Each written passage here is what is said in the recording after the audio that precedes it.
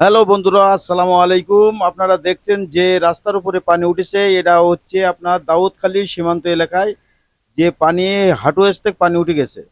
এখানে যেতে গেলে সমস্যা, আমাদের গাড়ি ঘোড়া নিয়ে যাতায়াতের সমস্যা এবং যাত্রীদেরও সমস্যা হয়। এ সাইটের বিলের পানি এবং এ সাইটের বিলের পানি, দুই পানি একসাথে হয়ে এবং রাস্তার উপরে পানি উঠে গিয়েছে। এখানে আমাদের চলাফেরার খুব সমস্যা হচ্ছে। আর ওই যে সাইডে যে বাড়িটা দেখছেন, বাড়িটার উপরেও পানি উঠে গিয়েছে। ওখানে বারান্দা পর্যন্ত পানি উঠে গিয়েছে, তাদের থাকার অসুবিধা হচ্ছে, কিন্তু তারপরেও তাদের থাকা ছাড়া কোনো উপায় নাই।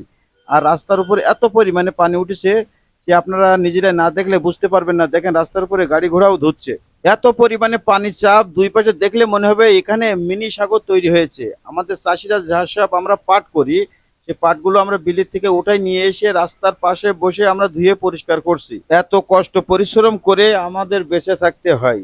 এই ভিডিওটা আপনারা বেশি বেশি করে শেয়ার করে দেবেন এবং অপরকে দেখার সুযোগ করে দেবেন। সবার প্রতি অগ্রিম ভালোবাসা ও শুভেচ্ছা রইল।